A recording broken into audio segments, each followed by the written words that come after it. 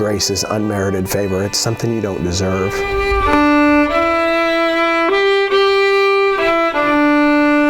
All of this for me is not something I deserve, but it's a blessing that's come.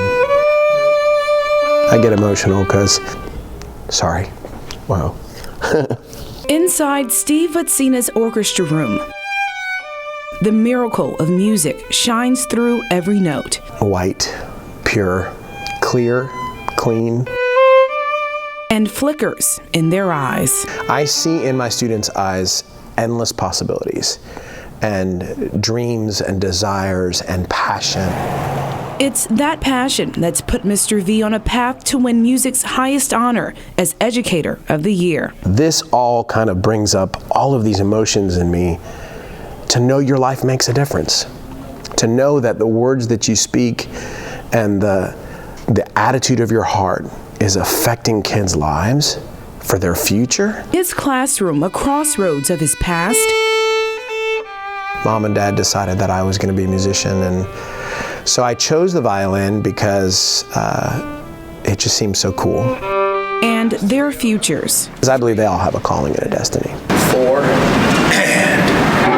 Mr. V's been teaching more than 2 decades, and in between the waves of his baton, thousands of students' lives changed. In fact, it was a former student and someone that he mentored who submitted him for the Grammy Award. Who is Mr. V to me? And as part of those submission videos, one student explained how Mr. V used music to mend broken hearts. I didn't have many friends. I actually got picked on a lot in school. He had this talent, this gift of giving to people just selflessly.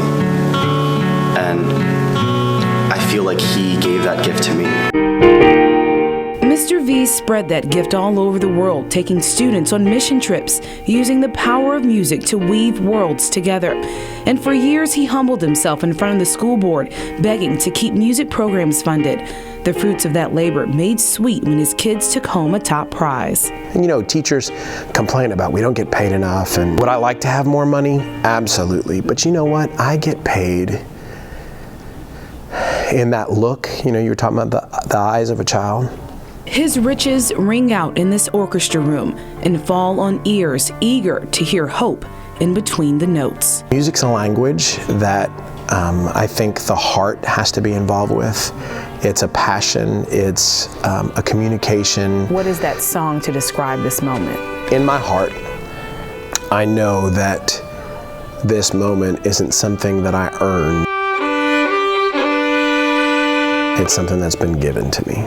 It's an amazing grace.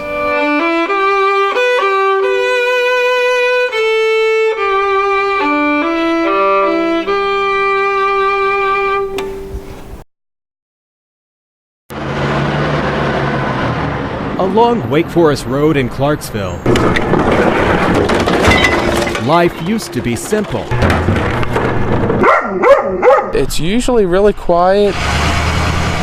But lately, it's been simply disturbing. It's pretty unsettling. Cindy Benedict is learning just how valuable her mail can be. I had put a $100 check in the mail for a friend of mine and put the little red flag up. And at 5 o'clock that evening, I got a phone call from a woman at the Bank of America in Largo who said that there was a gentleman wanting to cash a $900 check and asked if I had written a check for $900. I said I had not. Thieves had swiped the check right out of her mailbox, then altered and attempted to cash it. Well, they changed the 1 and the 100 to a 9, and then I think they crossed everything else out. He said he wrote in dark pen over top of my pen. Her mailbox isn't the only one that's been hit. In fact, in the past 3 months, 7 separate mailboxes have been hit by thieves here in Howard County. For those mailing checks, police say private mailboxes may no longer be the safest place. If you can safely pay online,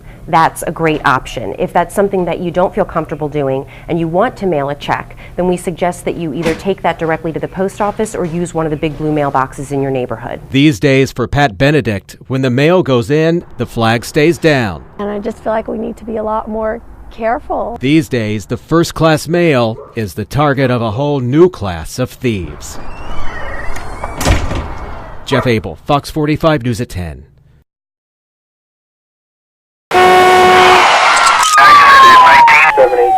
I'm leaving disabled. I have one good arm, and they're kicking me to the curb and giving me nothing. And they said it's a policy, sorry. The police car hurtled down Shore Drive, the officer racing to a violent domestic. At an intersection here, a car stopped and waited. The officer didn't know it, but the driver inside was drunk. The car sprang forward. I guess I T-boned him, hit his passenger side door. Christopher Newbold's patrol car spun like a top, skittering across the pavement. When he came to, he reached for the radio. I grabbed the mic, and it slipped out of my hand because I was covered in blood. I was just praying that he was okay. Emergency doctors told Newbold what he already knew. His shoulder was smashed. Those surgeries, I wouldn't wish them upon anyone. After his 5th operation, his doctor told him it was time to turn in his badge. He said, it's over. He said he's not willing to do another surgery on my shoulder. How hard was that to hear? It absolutely crushed me.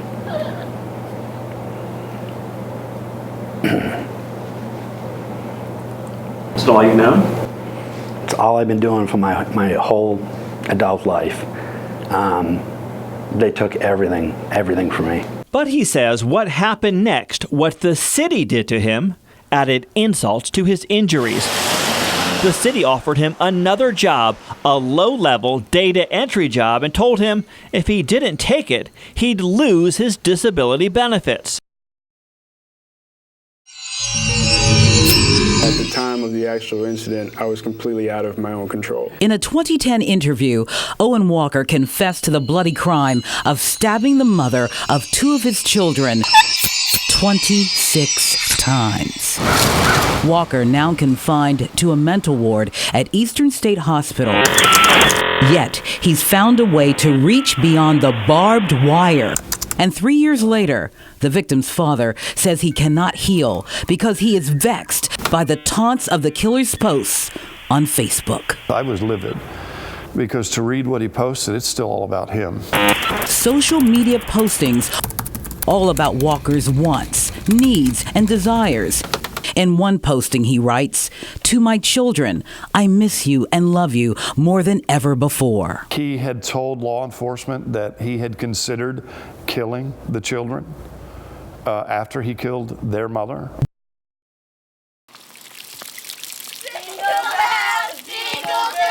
Kids are the resilient ones. The economy makes it hard. My family didn't have any money. See, purple. As it gets colder, everybody, sleeping on the street or in a car is not ideal. We couldn't find a house yet. We are at Our House Families. We're the only emergency shelter here in Chesapeake. We are at Our House Families. It's an interesting shuffle of how many more people need help around the holidays. Celebrating about God's birthday. Presents! I put a little dog and a pink tablet. High heels, dog house. iPhone 4 is black, a pair of basketball shoes, black, and a black tuxedo. I have 25, 30 kids in my program at a time. What are you doing? I've had some kids who actually have come to me and that will tell me it's okay.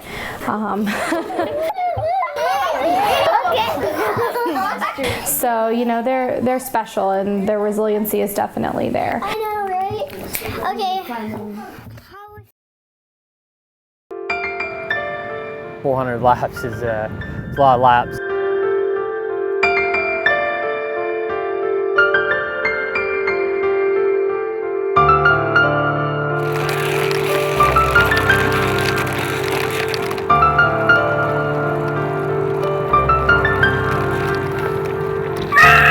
Pretty much just rocking and having a good time the whole time. And you can see that in their smiles and their laughter, and to me that just means a lot more than a medal or even money or anything.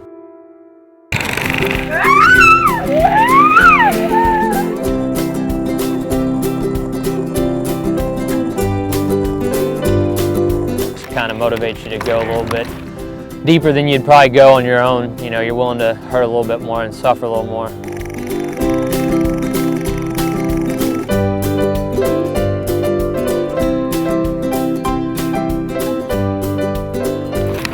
I actually put on about 70 pounds. I was up to 220 when I moved down here. It lit a spark again and got me going.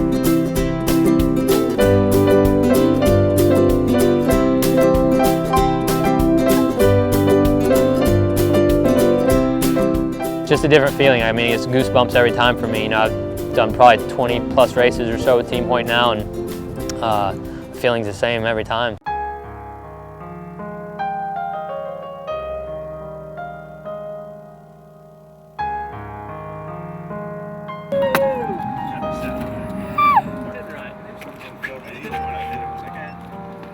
But these kids, I mean, they get that feeling. I mean, when they are in that chair and they're being pushed, that is their Olympics. They began as memories of war he just couldn't shake. You hear explosions and gunfire, and you were in bunkers. That was, I think, the first time I was really truly scared and wasn't sure I was going to be coming home. But then those fears started turning his mind against him. I think I'd see people following me and being hyper vigilant, looking out the window all the time.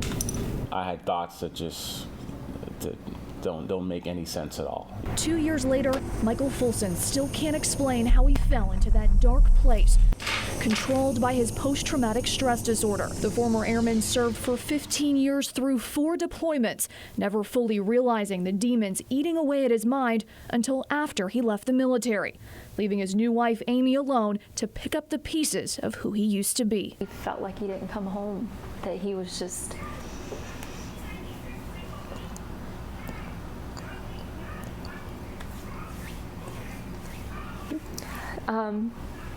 that he died over there. Michael's severe symptoms consumed the couple's time, leaving them jobless and bankrupt with their marriage in shambles. To be honest, I thought it was me. You know, I mean, I thought that he just didn't want us to be together anymore. Until one day last February when Michael hit rock bottom. My wife sitting here on the couch pretty much crying, begging me to go to the hospital because she was scared. Through that fog that I was in, I recognized, you know, that I was going to lose my wife. I was going to lose my marriage. Michael checked into intensive inpatient therapy, but lots of questions remained for Amy. She didn't know of any place she can turn for advice and help. How do you fix someone's mind when it's broken? I went online. I went searching. I started seeing that I wasn't alone. Through Facebook, Amy found an outlet with other military wives just like her struggling to bring their loved ones out of the darkness. You know, everybody's story is different, but there's always a connection. Even creating her own Facebook group called Wives of PTSD Vets. Navigating the ins and outs. Doesn't mean every day is a bad day. The tricks and tips. Breathe in for 2, breathe out for 2. That made life livable. Can you say hi?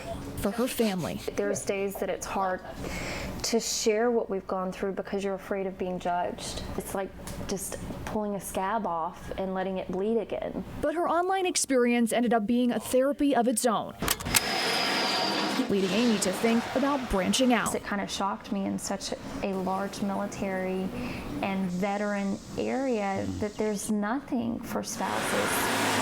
So Amy plans to fill that service gap by starting the first ever PTSD family support group in Hampton Roads. They will meet once a month for 2 hours, hoping to eventually bring a psychiatrist on board. It'll be a place where we can come and we can share our experiences, share what we've been through, what we're going through. Hoping her family's success can be the rallying cry for others just starting out in their battle against PTSD. If we can help another couple maybe avoid some of the pitfalls that we have, then this isn't in vain.